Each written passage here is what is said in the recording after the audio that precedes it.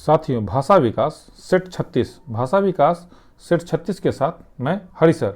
सबसे पहले हम लोग रैपिड रिकॉल का जो टॉप मोस्ट क्वेश्चन है उसको हम लोग देखते हैं। रैपिड रिकॉल आप जानते हैं कि वैसे प्रश्नों की श्रृंखला है जो हम पहले पढ़ चुके हैं और जो उसमें महत्वपूर्ण VVI क्वेश्चन है उसका ये संकलन है। तो अगर आप रैपिड रिकॉल के 7 से 8 प्रश्नों को बना पा रहे हैं, आप उसका उत्तर लिख पा रहे हैं, इसका मतलब आपकी तैयारी बहुत अच्छी है और आप परीक्षा में निश्चित रूप से पास करेंगे। क्योंकि अब परीक्षा का बस कुछ ही दिन बचा हुआ है, चाहे वो BPSC प्रधान शिक्षक का हो या CTET का हो।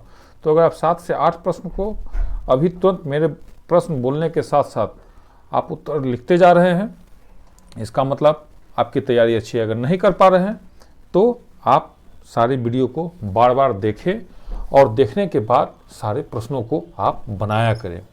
इससे क्या होगा कि आपकी तैयारी बहुत अच्छी हो जाएगी। पहला, ग्रेफाइट का पेंसिल में प्रयोग किया जाता है क्योंकि। दूसरा, संक्रियात्मक अवस्था है। तीसरा, किसी वस्तु या प्रक्रिया का मूल्य निश्चित करना मूल्यांकन है, ये कहा। चौथा, CCE का आरंभ कब हुआ। पांचवा, बाल्यावस्था में मस्तिष्क का विकास हो जाता है। छठा, बुद्धि पहचानने तथा सीखने की शक्ति ही यह कथन है।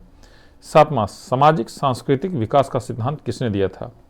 आठवां, NEP 2020 किस पर जोर देती है। नौवां, ऑपरेशन ब्लैक बोर्ड का शुरुआत कब किया गया था। 10वां, भारत सरकार ने कोठारी आयोग सिफारिश नीति का निर्धारण किस वर्ष किया था। साथियों, BPSC प्रधान शिक्षक परिवार में आपका स्वागत है। आई होप आप अच्छे व स्वस्थ होंगे।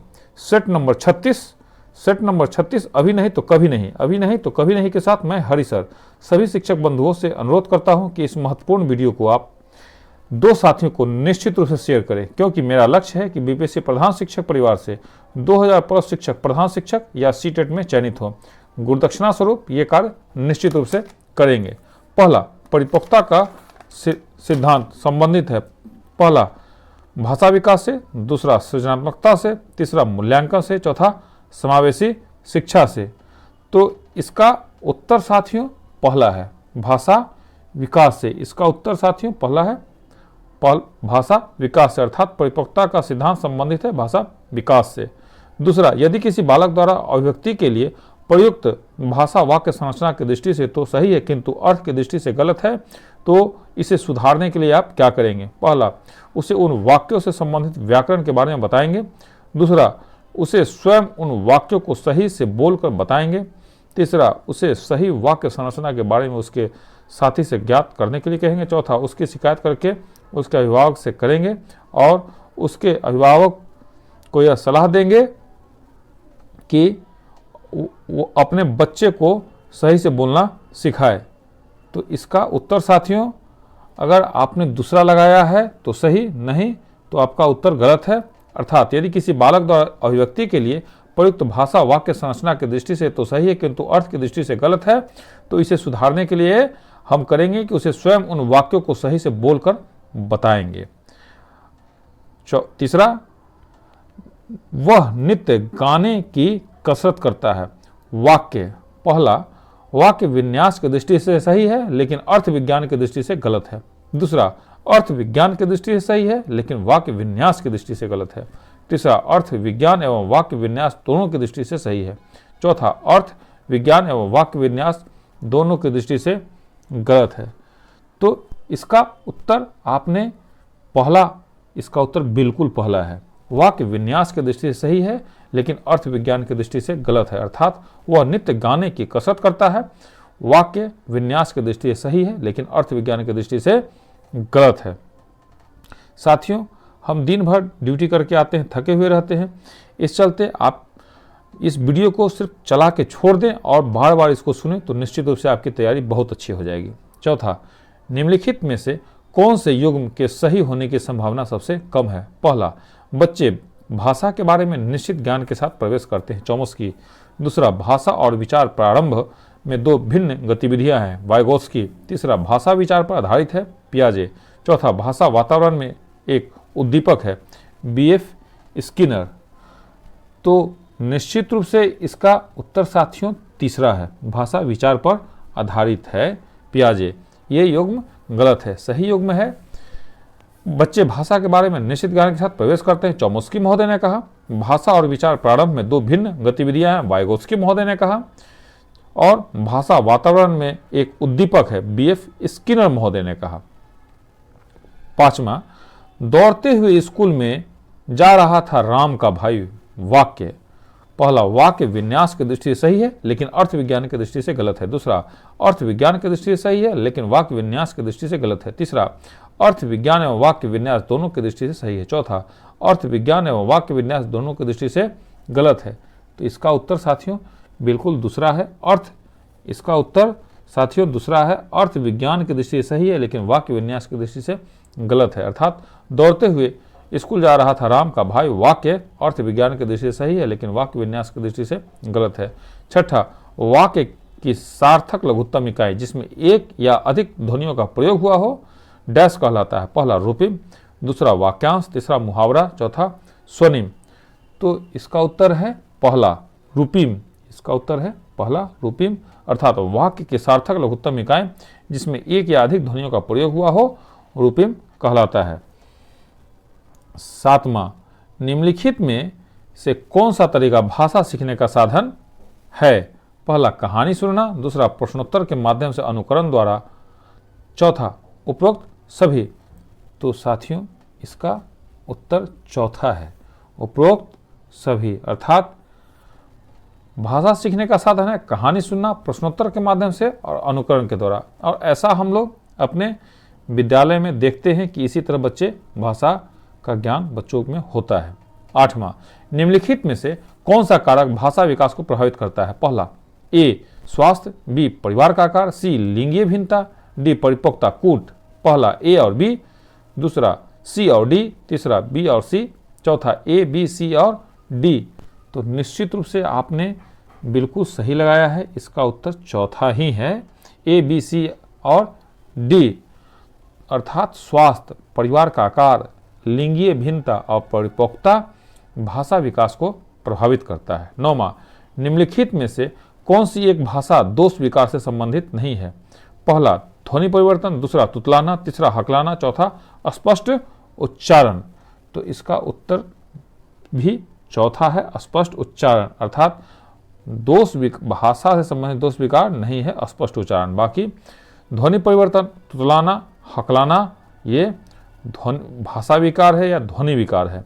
विकार के ऊपर साथियों हमने 2 वीडियो बनाया हुआ है, आप हमारे प्लेलिस्ट में जाके उन वीडियो को निश्चित रूप से देखें।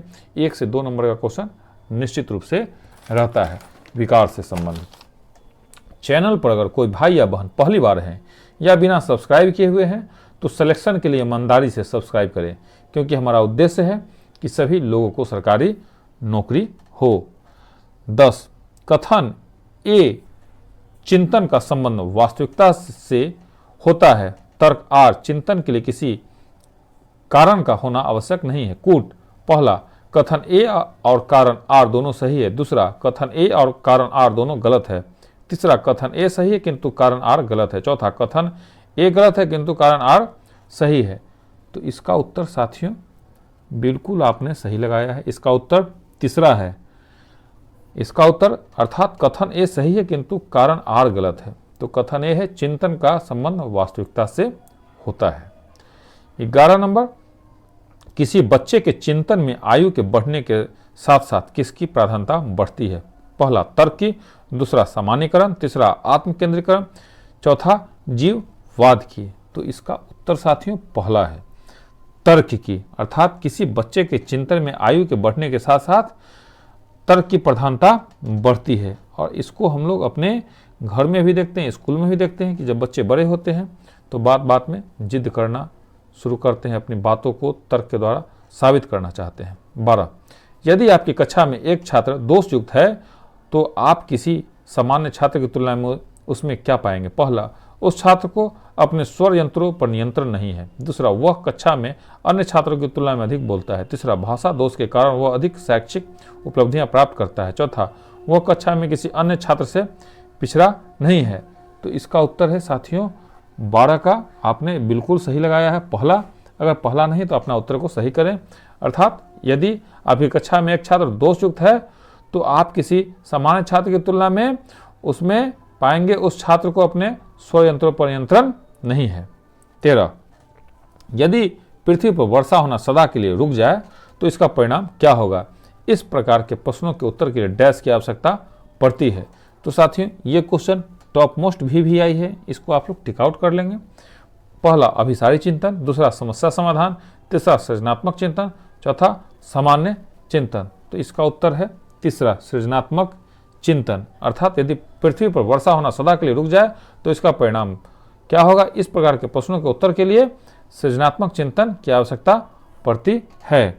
14, यदि किसी व्यक्ति के पास 5 आम है, इसमें से वह 2 आम अपने एक मित्र को तथा 1 आम अपनी पत्नी को देता है, तो उसके पास कितने आम शेष बचेंगे? इस प्रकार के प्रश्नों के उत्तर के लिए जिस चिंतन की आवश्यकता होती है उसे डैश कहा जाता है। पहला अभिसारी चिंतन, दूसरा सृजनात्मक चिंतन, तीसरा मूल्यांकन, चौथा आलोचना।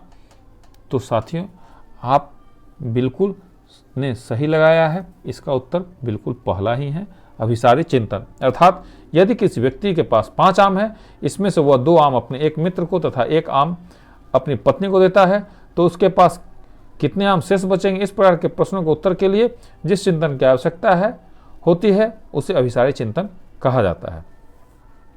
15, सृजनात्मक चिंतन होता है पहला उच्च अपसारी चिंतन, दूसरा अभिसारी चिंतन, तीसरा मूल्यांकन, चौथा भाषा विकास। तो 15 का उत्तर भी निश्चित रूप से पहला है उच्च अपसारी चिंतन। अर्थात सृजनात्मक चिंतन होता है उच्च अपसारी चिंतन।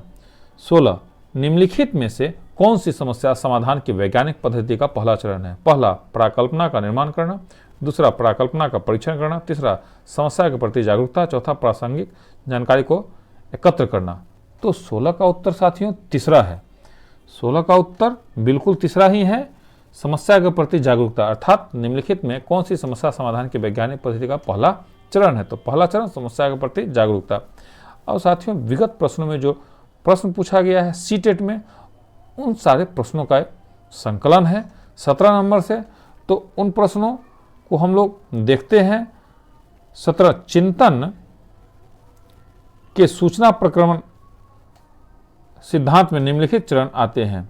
ए, प्रतिक्रिया क्रियान्वयन, बी, प्रतिक्रिया चयन, सी, पूर्व प्रक्रमण, डी, श्रेणीकरण। उपरोक्त चरणों का सही क्रम है। पहला बी डी सी ए, दूसरा सी ए डी बी, तीसरा सी बी डी ए, चौथा सी डी बी ए। तो इसका उत्तर साथियों 17 का चौथा है। ये क्वेश्चन भी इम्पोर्टेंट है, निश्चित रूप से इम्पोर्टेंट है, क्योंकि सीटेट में भी पूछा गया है और ये क्वेश्चन इम्पोर्टेंट है। 18, भाषा में अर्थ की सबसे छोटी इकाई है डैश है। पहला स्वनिम, दूसरा संकेत प्रयोग विज्ञान, तीसरा वाक्य, चौथा रूपिम। तो इस प्रश्न का तो साथियों हमने कई बार आपको प्रैक्टिस करवा चुका है। ये स्वनिम है और ये भी इम्पोर्टेंट क्वेश्चन है। 19, थ, फ, च ध्वनियाँ हैं। पहला स्वनिम, दूसरा रूपिम, तीसरा लेखिम, चौथा शब्दिम। तो इसका उत्तर आप गेस कीजिए, इसका उत्तर पहला है स्वनिम।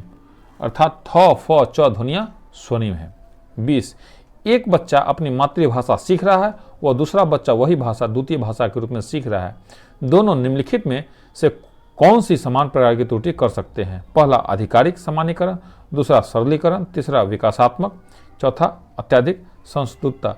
तो 20 का उत्तर है साथियों तीसरा विकासात्मक। अर्थात एक बच्चा अपनी मातृभाषा सीख रहा है, वह दूसरा बच्चा वही भाषा द्वितीय भाषा के रूप में सीख रहा है। दोनों निम्नलिखित में से कौन सी समान प्रकार की त्रुटि कर सकता है? तो विकासात्मक। साथियों, अपने मित्रों को बस इतना बताइए कि बीपीएससी प्रधान शिक्षक पर आप फ्री में unlimited practice set, rapid fire, rapid recall, current affair, Bihar GK का प्रत्येक दिन साढ़े 6 बजे वीडियो देख सकते हैं, जिसके लिए आपसे 1 भी रुपया नहीं लिया जाता है। हमारे ग्रुप में ऐड होने के लिए 9973115257 या 8581071208 पर व्हाट्सएप करें। अब हम लोग 21वां नंबर क्वेश्चन को देखते हैं। एल्बर्ट बंडूरा के सामाजिक अधिगम सिद्धांत के अनुसार निम्न में से कौन सा सही है? पहला, खेल अनिवार्य है और उसे विद्यालय में प्राथमिकता दी जानी चाहिए। दूसरा, बच्चों के सीखने के लिए प्रतिरूपण मॉडलिंग एक मुख्य तरीका है। तीसरा, अनसुलझा संकट बच्चे को नुकसान पहुंचा सकता है। चौथा, संज्ञानात्मक विकास सामाजिक विकास से स्वतंत्र है। तो इसका उत्तर चौथा है संज्ञानात्मक विकास सामाजिक विकास से स्वतंत्र है, अर्थात एल्बर्ट बंडूरा के सामाजिक अधिगम सिद्धांत के अनुसार संज्ञानात्मक विकास सामाजिक विकास से स्वतंत्र है। ये कथन बिल्कुल सही है। 22 आर्जव तर्क देता है कि भाषा विकास व्यक्ति की नैसर्गिक प्रवृत्ति से प्रभावित होता है, जबकि सोनाली महसूस करती है कि यह परिवेश से प्रभावित होता है।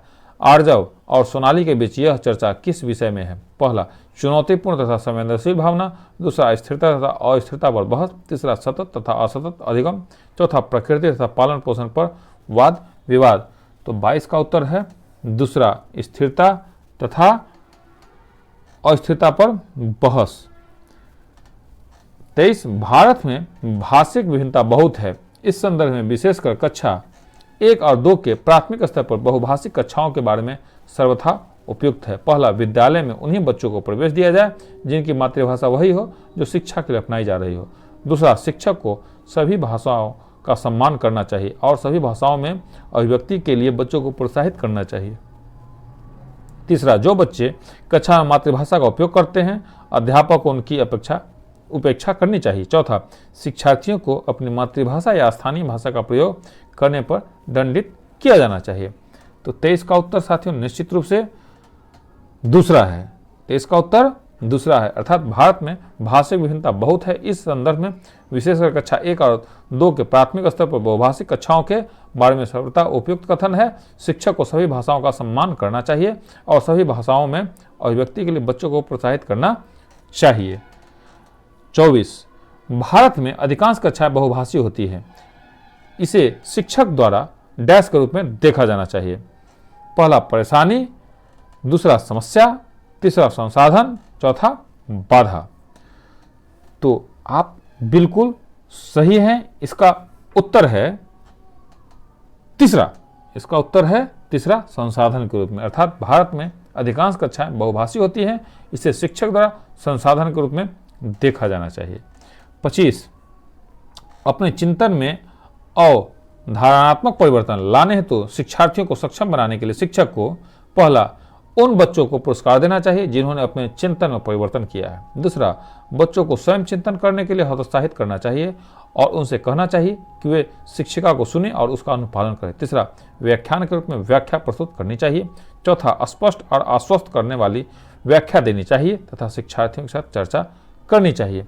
तो इसका उत्तर है साथियों चौथा, स्पष्ट और आश्वस्त करने वाली व्याख्या देनी चाहिए तथा शिक्षार्थियों के साथ चर्चा करनी चाहिए, अर्थात अपने चिंतन में अवधारणात्मक परिवर्तन लाने हेतु शिक्षार्थियों को सक्षम बनाने के लिए शिक्षक को स्पष्ट और आश्वस्त करने वाली व्याख्या देनी चाहिए तथा शिक्षार्थियों के साथ चर्चा करनी चाहिए। 26 भाषा विकास के लिए सबसे संवेदनशील समय निम्नलिखित में से कौन सा है? पहला, मध्य बचपन का समय, दूसरा, वयस्कावस्था, तीसरा, प्रारंभिक बचपन का समय, चौथा, जन्म पूर्व का समय।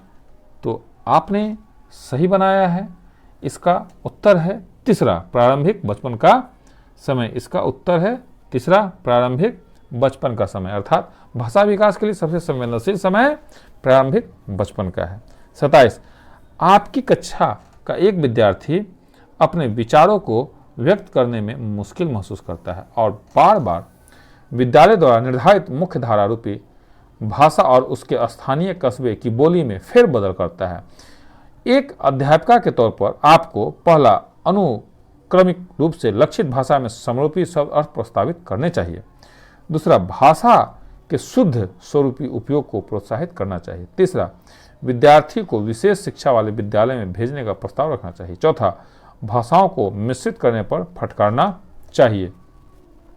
तो 27 का उत्तर साथियों आपने बिल्कुल सही लगाया है। पहला उत्तर है इसका, अनुक्रमिक रूप से लक्षित भाषा में समरूपी शब्द अर्थ प्रस्तावित करने चाहिए।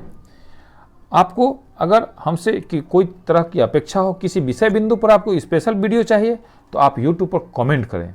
अगर किसी तरह का परिवर्तन चाहिए तो उसको भी आप YouTube पर कमेंट करें और निश्चित रूप से आप सारे वीडियो को देखें। निश्चित रूप से आप परीक्षा में पास करेंगे।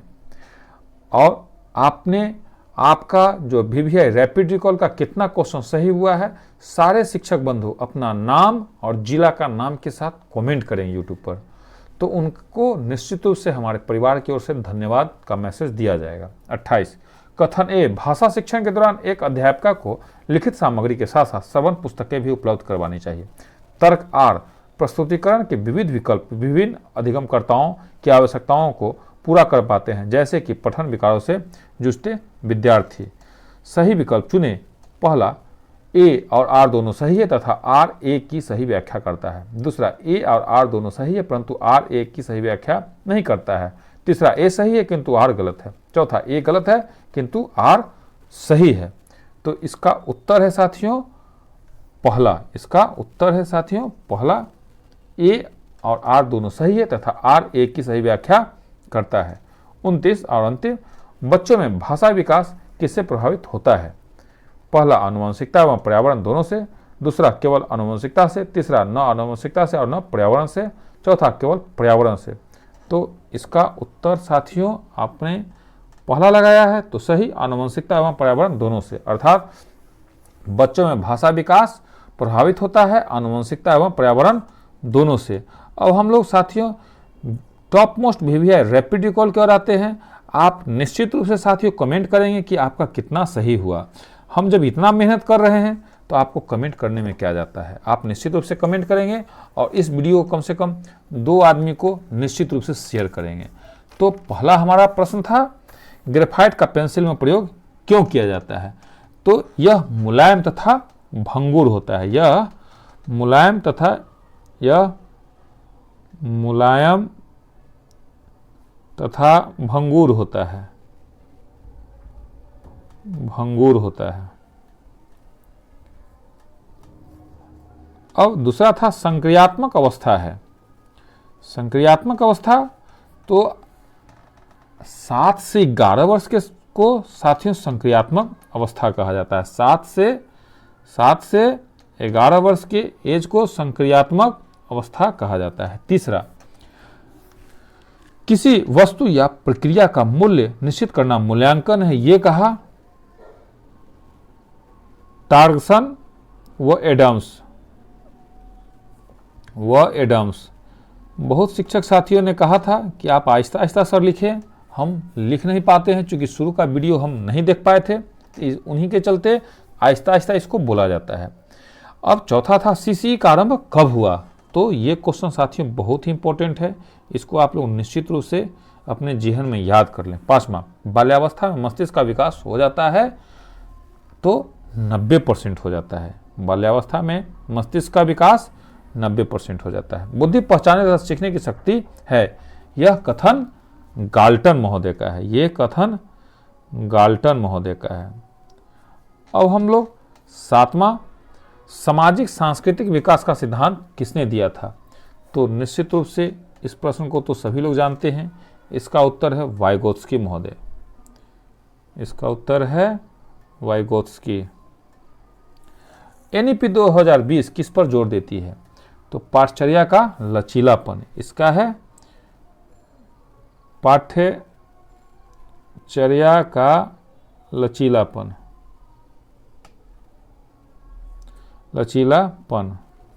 अब साथियों 9, ऑपरेशन ब्लैक बोर्ड का शुरुआत किया गया था। यह क्वेश्चन भी साथियों बहुत इंपॉर्टेंट है, इसको भी आप लोग टिक आउट कर लेंगे। 1987 में किया गया था। और अंतिम प्रश्न, भारत सरकार ने कोठारी आयोग सिफारिश नीति का निर्धारण किस वर्ष किया था? तो 1968 में किया था।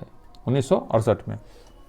साथियों इस वीडियो को देखने के बाद अगर आपको लग रहा हो कि आप बिल्कुल ऑफलाइन क्लास में बैठकर आप प्रश्नों का प्रैक्टिस सेट बना रहे हैं, ऐसा आपको महसूस हो रहा हो, तो आप इस वीडियो को निश्चित रूप से अपने 2 मित्रों को शेयर करें और पुण्य का भागीदार बने। क्योंकि मेरा लक्ष्य है कि कम से कम इस चैनल पर से 2000 शिक्षक BPSC प्रधान शिक्षक में चयनित हो और CTET में चयनित हो। और हमारे चैनल को अगर आप सब्सक्राइब नहीं किए हुए हैं तो चैनल को निश्चित रूप से सब्सक्राइब कर लें, क्योंकि अब कुछ ही दिन बचा हुआ है परीक्षा का। अब हम आगामी सीरीज ब्रस्ट मोड का सीरीज आने वाला है और GK का भी एक आकर्षक सीरीज आने वाला है। तो जब आप चैनल को सब्सक्राइब कर लेंगे तो सारा वीडियो आपको अपडेट मोड में मिलता रहेगा। इन्हीं चंद शब्दों के साथ जय हिंद, जय भारत।